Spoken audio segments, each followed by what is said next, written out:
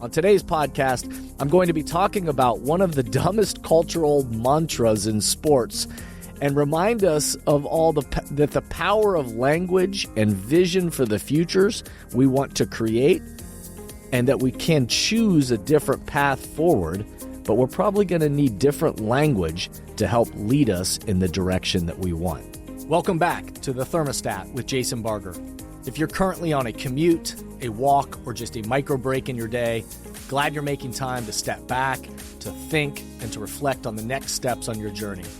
I've never been more convinced the best leaders and team cultures in the world are the ones that make time to step back, breathe in good oxygen, and calibrate their thermostat.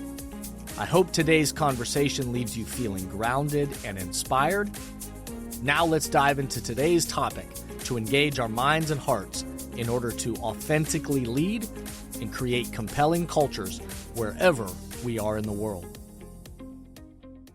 Hey everybody, it's Jason and welcome back to the Thermostat Podcast. Wherever you are and however you're coming to the podcast today, welcome in. So glad you are here.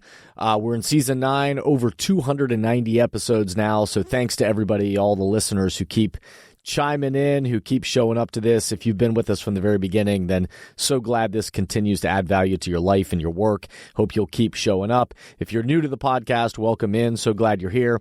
I hope you'll go just Google my name, Jason Barger, and any topic related to leadership, culture, team, communication, trust, accountability, culture shaping, whatever it is, servant leadership, whatever the catchphrase is that you're looking for, and chances are you're going to find something in those 290 episodes that's going to connect with you. So many great past episodes and great people, humans, leaders, just compelling people, friends of mine and or people that I admire in the world that have joined me as a voice on this podcast to have some great conversations. So check out all those chats that I've had with people on the pod as well. My commitment to you as always is I want this podcast to be a place for you to step back, for you to think about the temperature that you're trying to set in your life and your work, and hopefully have some good oxygen breathed into you so that you can take the next steps along your path. That's my commitment to you every time I take a moment to record one of these.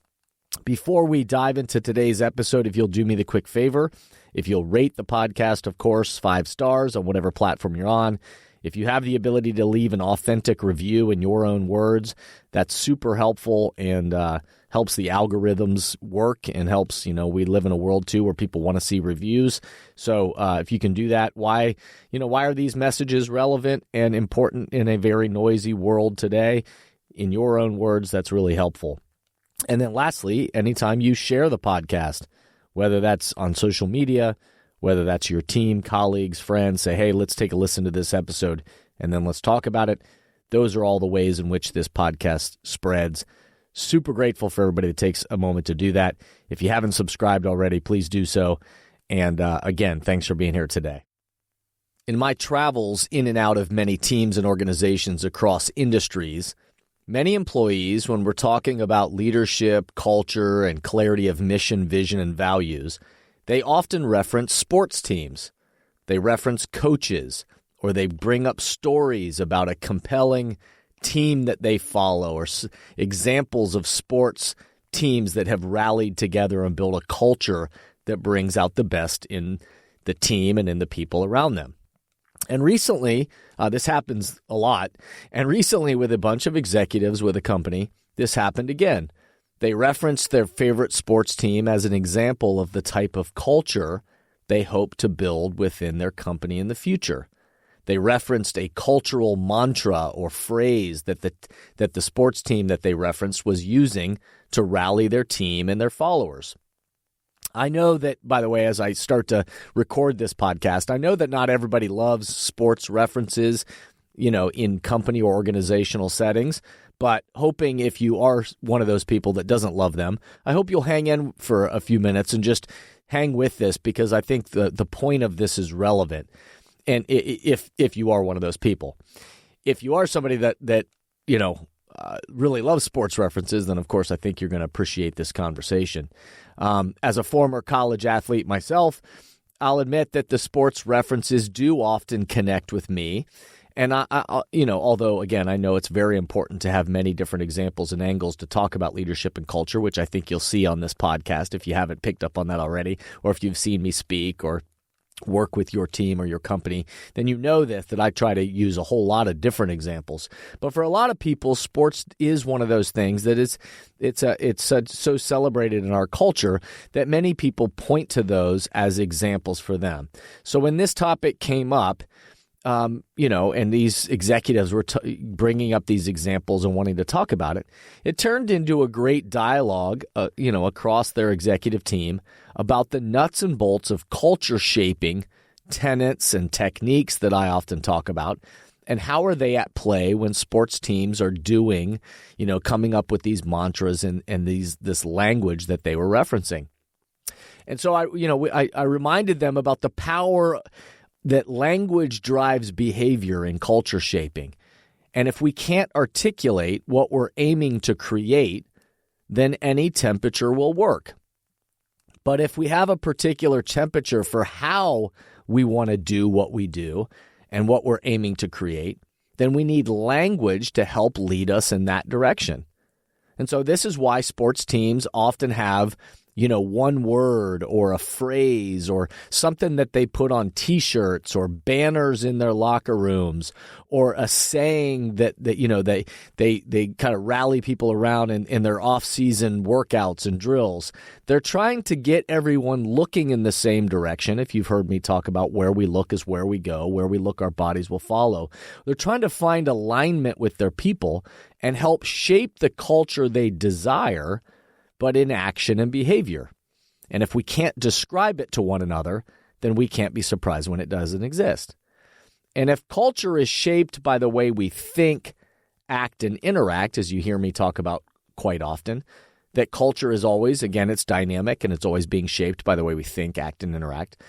And if it's always changing and growing, then we need to have language that helps shape that beginning way that we think about how we do what we do. So, cultural team mantras or core values or guiding principles we need to be able to describe it to each other, or else we can't be surprised when it doesn't exist. And we also want it to be rooted in a compelling future that people want to be a part of. And we also want to use the mantra not just as a motivational, saying, but as a tool to shape and drive and coach and develop everyday behavior. It's not just about a slogan, but it's got to serve us in the culture when times aren't going well or when things get tough. And so there's so many great examples of powerful ways that team cultures have been shaped by their intentional culture shaping efforts in the off seasons and all throughout a season. And unfortunately, there are also some funny, as I'm going to point out today, and also misguided attempts that haven't exactly delivered the results the team hoped for, that maybe the cultural mantra didn't exactly connect, or maybe it didn't point them in the direction that was really needed when times got tough. So, on today's podcast, I'm going to be talking about one of the dumbest cultural mantras in sports and remind us of that the power of language and vision for the futures we want to create, and that we can choose a different path forward, but we're probably going to need different language to help lead us in the direction that we want. But before we dive deeper, let's pause, take a quick break, and we'll be right back. Many teams and organizations right now are realizing that they need to do both. They need to engage the minds and hearts of their people in person, where everyone in the room can experience the energy of congregating together and find clarity for the road ahead. And they also need to continue to find ways to engage the minds and hearts of their people virtually, with those who are working remotely or at a distance. So, if you are in the process of planning your next team meeting, company all-hands event, conference, or culture summit, and are looking for support with a powerful keynote speech, facilitated team conversations that are the currency for change, or deeper development on leadership mindset and an intentional strategy for the culture you're trying to create, I hope you'll contact us at jasonvbarger.com. jasonvbarger.com. It is my privilege and our honor to partner with great people to provide support in these areas. We want to breathe oxygen into your leaders and throughout your organization so you can set the temperature you want for your culture. We look forward to connecting with you soon. I hope you'll contact us at jasonvbarger.com, jasonvbarger.com. It is my privilege and our honor to partner with great people to provide support in these areas. We want to breathe oxygen into your leaders and throughout your organization so you can set the temperature you want for your culture. We look forward to connecting with you soon. As a new football season begins shortly, team mantras and sayings are everywhere. Each coach and each team is working hard to rally their players to unify in an aligned way for how they play and how they respond to the challenges that they might face, because the challenges, the obstacles that are coming are inevitable. Even the best teams are going to have moments and times when they're going to hit these obstacles and challenges, and so how their team responds to those is often what is going to either make them successful or not. So it's a fun and fascinating process. I love watching different teams and organizations and coaches and cultures where some leaders and staffs are just better and more aligned at this than others. Every group is trying to shape the culture they want, but some, of course, are more successful than others. All teams will attempt to get the most out of their talent. And you see examples every year where lesser talented teams are lifted to more successful results due to the leadership and the coaching of their staffs and the culture they've created with their players. And it seems to kind of bring the best out of everybody, and they achieve something more than even the talent would suggest. And you also know examples every year where there are talented teams that everybody expects big things from, but they underproduce. They don't live up to expectations because as you watch them, there's clearly some cultural challenges. Things don't seem to be clicking. There doesn't seem to be the chemistry. Something seems to be missing. Obviously, most teams and organizations are looking to marry both of those together. Talent plus a culture that brings everyone together and where they're capable of accomplishing more than they could on their own. Around where I live, last year's Ohio State Buckeyes football team is a great example for what we're talking about today. They spent all offseason working to align their team culturally around this mantra and this concept of, quote-unquote, tough love. Tough love. They were redefining what it looks like to actually love your teammates and to show up with a level of toughness and kind of redefining what toughness and what does brotherhood really mean. We say these things, but what does it look like in action and behavior? And what would it truly mean to love each other even in the midst of when obstacles arise and things don't go perfectly? And so they spent all off season and all year long in the classrooms and in workouts and, talking about this concept of tough love and trying to rally their culture around this concept. And with a very talented team, the mantra was still tested. If you know the story, then you know that in the early part of the season, they lost at Oregon, a game I attended, by the way, out in Eugene, Oregon, a huge matchup of these two national teams. And after Ohio State lost, many of the fans and also media were very antsy and starting to point fingers and getting nervous about what this was going to mean for the season.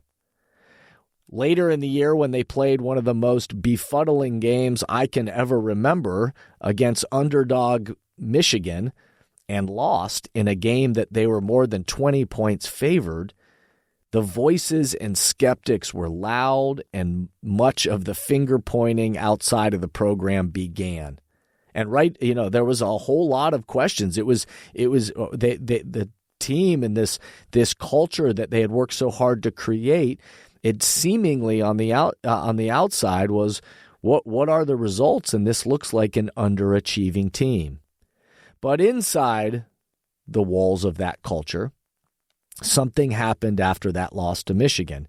And by, when the skeptics and the voices and the finger pointing began outside of the program, inside the team, allegedly they held a players-only meeting with only their head coach, Ryan Day. And at the heart of that conversation, now was their chance to live what they had been preaching all offseason and all season.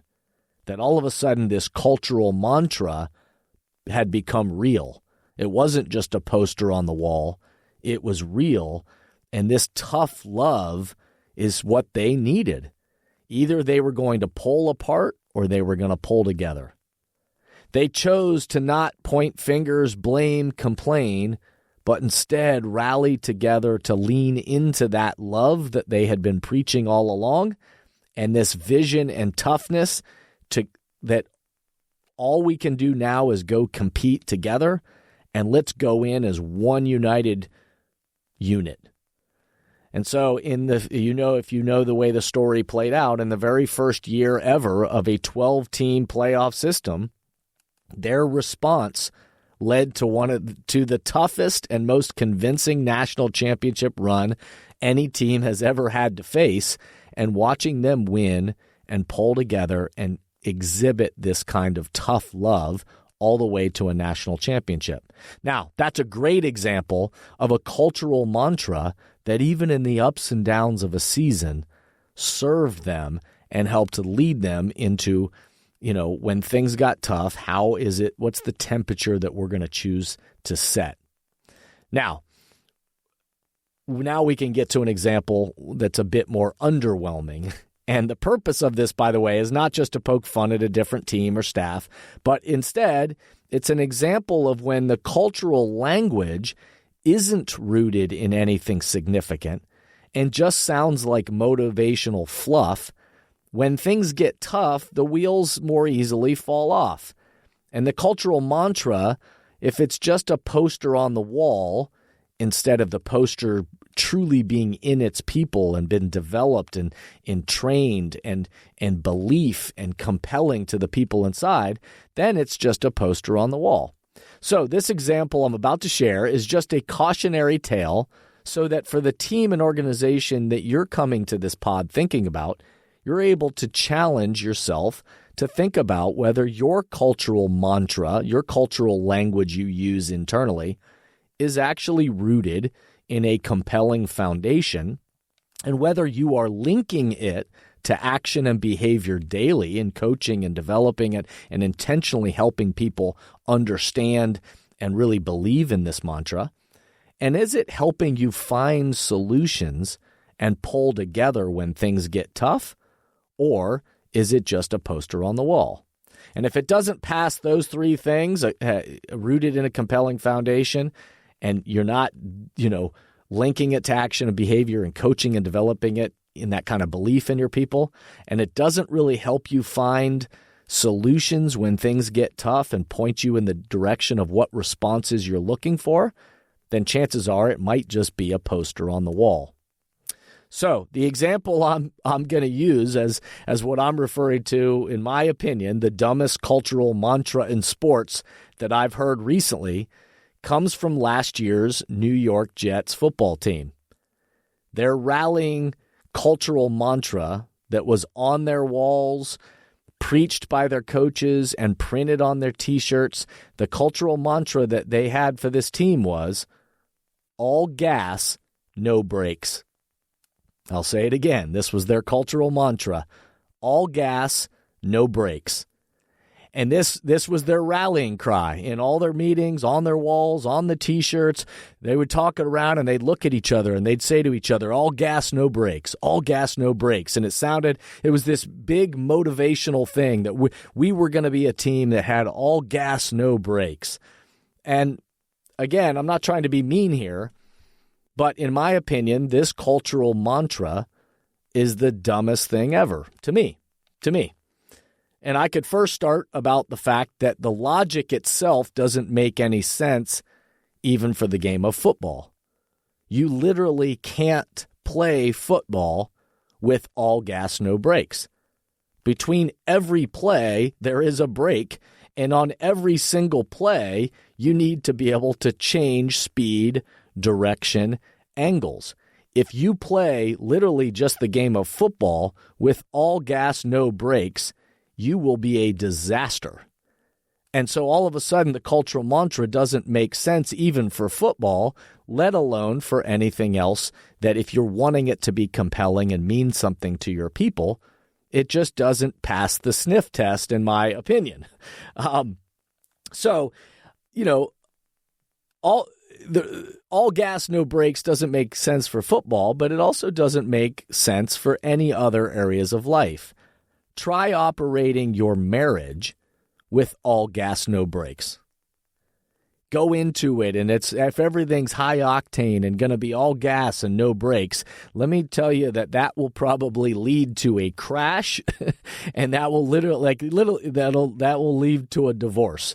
If you think you can just operate in your marriage with all gas, no brakes. Driving a car, you literally can't drive a car with all gas, no brakes. Your friendships. Try to lead your friendships with all gas and no brakes, and it's going to lead to shattered relationships. Investments, all gas, no brakes. If you just always, the whole mantra doesn't add up, and it just doesn't pass that sniff test. And as soon as the Jets hit obstacles and tough patches in that year, all of a sudden, giving it all gas was not the answer. The cultural mantra all of a sudden just seemed hollow, like a motivational poster on the wall that doesn't really mean anything significant to the people within the building. And outside of the building, it became kind of a laughingstock of like, okay, well, why don't you just give it all gas, no brakes? The cultural mantras that we choose need to drive the behaviors that we want. And if we know that we are going to need or require or desire different behaviors, then we want to make sure that the language and the cultural mantra, the values, the principles we're trying to teach are actually leading us in that direction. So again, back to culture shaping tenets that I talk about and work with teams and organizations as we're trying to proactively help teams and organizations shape the culture they want. Language drives behavior. So what words we use to describe the future we are trying to create will either connect people and provide a compass for the road ahead, or it won't. And the best teams have leaders and intentional strategies that they are committed to bringing the words off of the walls and develop the mindsets and actions within their people. Culture shaping matters more than ever within organizations today, and we see it play out in front of us every year. The teams that seem to get the most out of their people and their talent and pull together, or the ones where they seem to pull apart, finger point, and when things get tough, they don't really have an alignment around the response that they're going to be committed to together. So, as always, I'll try to leave you with a couple of questions to ponder after listening to this today. What is the cultural mantra on your team, in your organization? Do you have cultural language or core values and principles that are a mantra and are seen as a tool to that future that you're trying to create together? And what are you intentionally doing to help develop and shape the behaviors of your people in alignment with that language, that mantra, those values? So I hope today's episode got you thinking in some ways, and I hope it gets you thinking about what is that future that you're trying to create, and how do you align people and rally people culturally to come together to create and achieve something that you can't on your own. Cheers to you. Cheers to all of us on the path ahead. And I hope this, again, episode resonated with you. If you've got any thoughts, feedback, questions, or if we can be helpful to shaping the proactive future culture on your team and your organization, I hope you'll email us info@jasonvbarger.com, info@jasonvbarger.com, or track us down. Go to the jasonvbarger.com website. There's ways that you can get a hold of us and fill out a little form and tell us you want to chat, and we'll connect and see whether or not helping to develop your people, your culture, clarity around those mission, vision, and values, and all of that is helpful to you. Lastly, I'll just remind you, thanks to everybody who rates the podcast 5 stars, of course, leaves an authentic review in your own words, shares it with other people, subscribe, all the stuff that we're, people keep reminding me to say, hey, you got to keep reminding people of. So thanks to everybody who does that and helps amplify these messages further into the world. And lastly, I'll just say to you, remind us all to step back, remember, be a thermostat, and breathe good oxygen. Thank you for listening to today's podcast, and I hope the messages and questions stimulate positive change along your path. As always, if these messages resonate with you and add value to your life, I hope you'll help amplify them throughout the world. Please rate, comment, and share on whatever podcast or social media platform you're using, and share this podcast with the people in your life or work who should be part of these conversations. That way, this spirit does, in fact, spread. If these messages or developing leaders and culture would be helpful to you and your organization, please contact us at jasonvbarger.com, jasonvbarger.com. And remember, we are all ambassadors for the culture we want to create in our life and work. We have to own the vision we want to be a part of. The future of leadership is you, is me, is us. Be a thermostat.